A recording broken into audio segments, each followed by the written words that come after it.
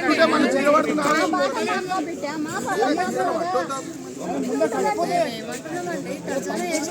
ఒక నిమిషం ఉండమ్మా.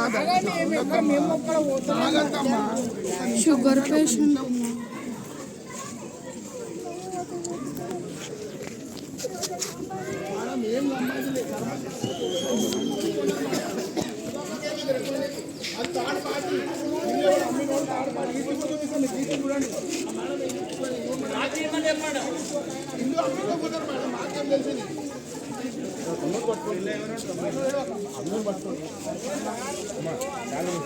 షుగర్ పేషెంట్ భర్తలేనా ఆమె ఇప్పుడు ఏడ పంపిస్తామని అడుగుతున్నాను. ఆమె గానే ఆమె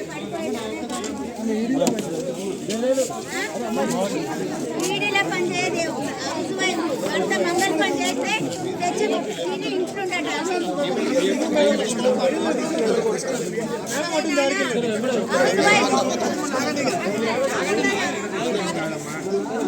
ఏడబెట్టున్నారని చెప్పుకుంటే ఎవరింట కొట్టినారు ఇలా సామాన్ 2 రోజుల సాయం ఇస్తే ఏదన్నా ఒక గుచ్చ అది కూడా మీరు ఆలోచించండి. గుచ్చ లేదు ఏమి లేదు ఏడబెట్టాలి ఆ సామాన్.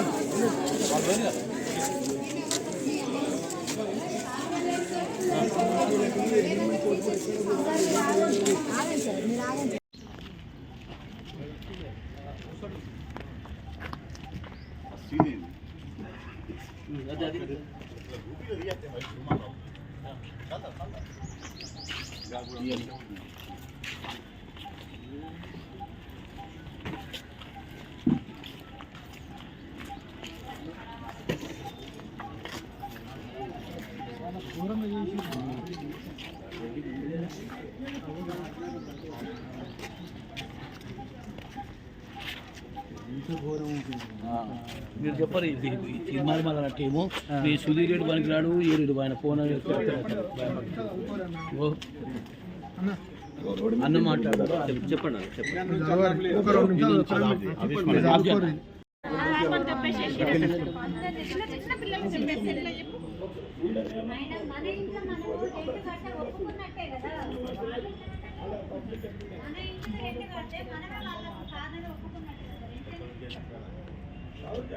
పొద్దున 3 గంటలకి ఆడవాళ్ళని కూడా చూడకుండా బయట కూర్చొని పొద్దున్న నుంచి ఉదయం నుంచి తిప్పలు పడుతున్నారు. చిన్న పాపని కూడా చూడకుండా ఆ పాప రోడ్డు పైన ఉన్నారు, ఇల్లు లేకుండా. వాళ్ళ ఇంట్లో వాళ్ళు ఉండనీయకుండా కూడా బయటికి రావాల్సిన పరిస్థితి.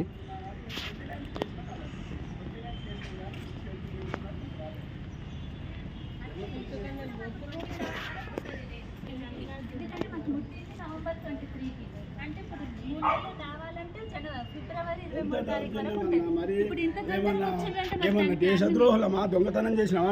నక్సలైట్లా వచ్చి తెల్లవారుజామున 3 గంటలకు వచ్చి 4 గంటలకు అక్పై చేయడం ఏంది? పొద్దున చేసేవారని వద్దన్నారా?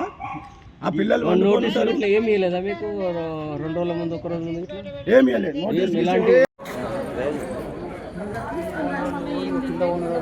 మొత్తం పైన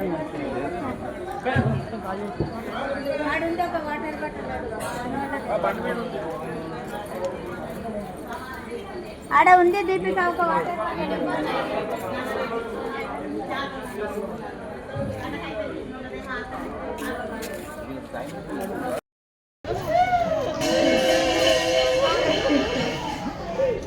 దేవుడు దక్షిణలకి జాదేవుడు కదా బాబా చేస్తుండు. అందరికి న్యాయం చేద్దాం, మాకు న్యాయం చేద్దామా తండ్రి? నువ్వులే ఉన్నావు, పవర్ఫుల్గా పవర్ఫుల్ చూపిస్తావా తండ్రి?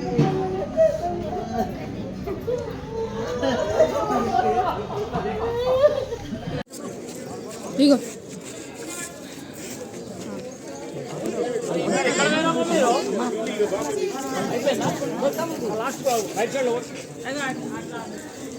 మరి అందరు కలిసి దాన్ని చంపేనే పోండి.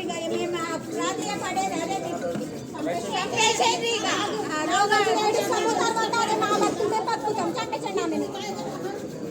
మీకు ఇంత దయరాని జనాల దయరాని ఆఫీసర్సా? భర్త లేదు, మగ పిల్లలు లేరు అని అరుస్తున్నాము. అగో పడిపోతుంది, షుగర్ పేషెంట్, బీపీ పేషెంట్ పడిపోయిందంటే హాస్పిటల్ తీసుకుపోతారంట. ఒక రోజు కాపాడతారు. మరి మిగతా రోజులు ఏం చేయాలి? ఉంచండి, గుడి కోసం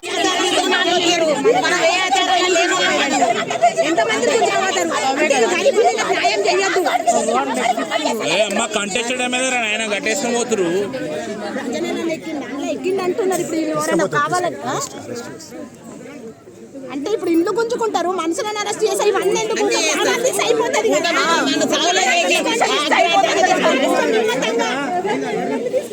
కాదు, విషయం ఇస్తే అయిపోతుంది కదా. అయిపోతుంది. ఆ గుళ్ళలో తీసుకురా అందరికి వర్షం పడి 3 రోజుల నుంచి మా పిల్లలకు తిండి లేదు, నిద్ర లేదు.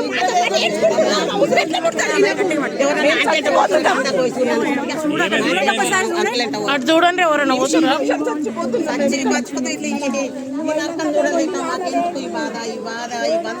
పైసా పెట్టి కొనుక్కొని ఇన్నేళ్ళ సందేడ వచ్చి మా కొన వరకు ఇప్పుడు ఈ దెబ్బలు తినుడు, ఈ కొట్టుకుడు, చచ్చుడు, బతుకుడు, మా పరిస్థితి ఇంత కాడి తెచ్చింది ఆ దేవుడు. 700 ఎకరాలు ఉంది కదా, అది 700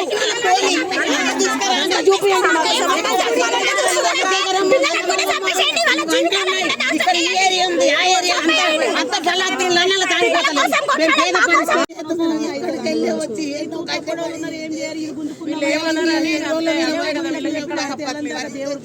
పిల్లలు కత్తి పూజ ఏడుస్తారు. పిల్లలు మేము చచ్చిపోతాం. మా బాధ ఏందో మీకు చెప్పుకుంటే ఏమన్నా కానీ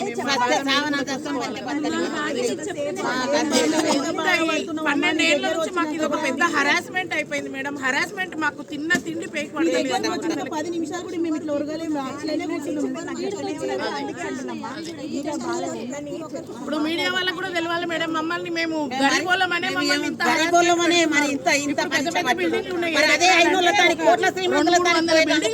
వాళ్ళ దగ్గర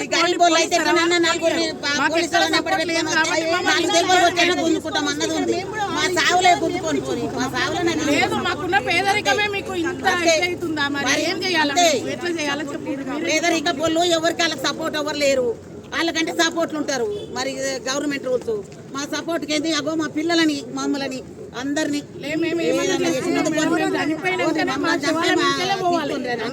ఇల్లు వదిలిపెట్టే ప్రసక్తే లేదు. మీరు గల్లీ లోపలికి వచ్చి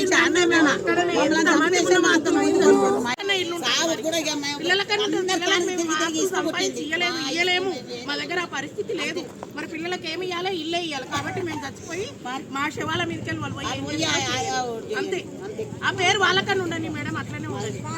కానీ ఇంత హరాస్మెంట్ మాత్రం కరెక్ట్ కాదు మేడం. ఆ దేవుడు మమ్మల్ని చంపి తీసుకురామన్నాడు అంటే తీసుకోండి అంతే.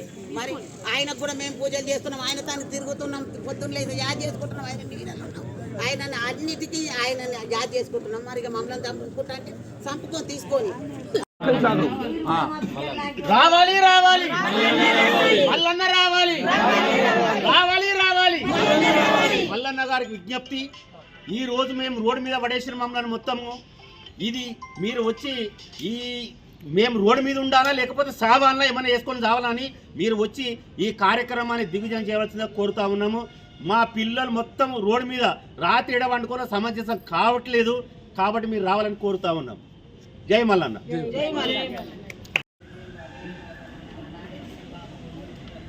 ఎల్బీనగర్ నియోజకవర్గం కర్మన్ఘట్ గుడి సమీపంలో మరి ఈరోజు ఉదయం తెల్లవారుజామున 3-3:30 గంటల సమయంలో మరి గుడి ఈవో లావణ్య గారు ఇంకా ఎండోమెంట్కు సంబంధించిన అధికారులు మరి వచ్చి ఇక్కడ 40 ఇల్లులు 40 మంది నివాసం ఉంటుర్రు. గత 35 సంవత్సరాల క్రితం మరి సర్వే నెంబర్ 110లో ఇది వచ్చేసి 2 ఎకరాల 31 గుంట ఉంది. మరి అందులో 1 ఎకరా 10 గుంటలకు గాను మరి ఇక్కడ వెంచర్ చేశారు.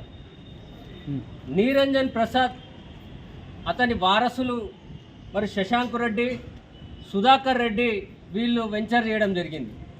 అప్పుడు మరి ఇక్కడ వీళ్ళందరూ డబ్బులు పెట్టి జాగలు కొనుక్కొని మరీ ఈరోజు ఇల్లులు కట్టుకున్నారు.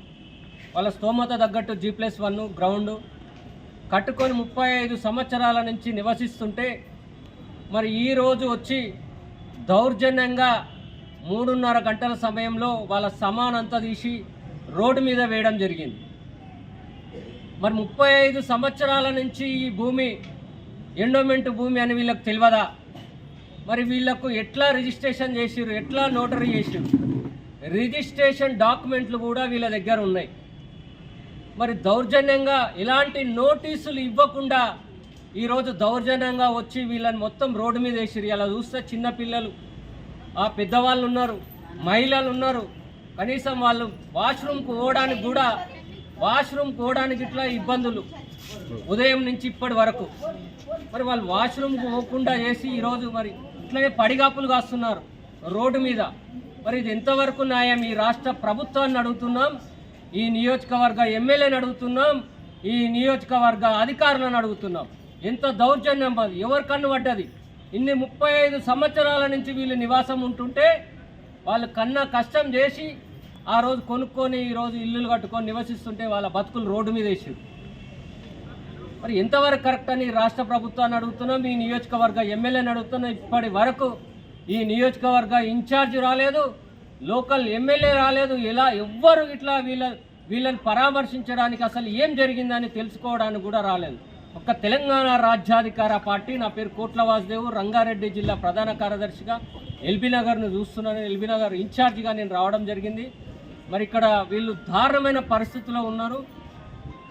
వెంటనే ప్రభుత్వం జోక్యం చేసుకొని ఏదైతే ఈ అధికారులు సీజ్ చేసిర్రో వెంటనే మరి వాళ్ళ ఇళ్ళకు వాళ్ళని పంపించాలి.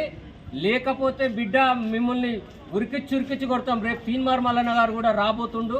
వీళ్ళకు భరోసాగా తీన్మార్ మల్లన్న, గౌరవ ఎమ్మెల్సీ తీన్మార్ మల్లన్న గారు, రాజ్యాధికార పార్టీ వ్యవస్థాపక అధ్యక్షులు తీన్మార్ మల్లన్న గారు రేపు రాబోతుండు. రేపు తీన్మార్ మల్లన్న గారు వచ్చే లోపు వీళ్ళని వాళ్ళ ఇంట్లకు పంపించకపోతే మీ సంగతి చెప్తామని హెచ్చరిస్తున్నాం. జై తీన్మార్ మల్లన్న, జై తెలంగాణ రాజ్యాధికార పార్టీ.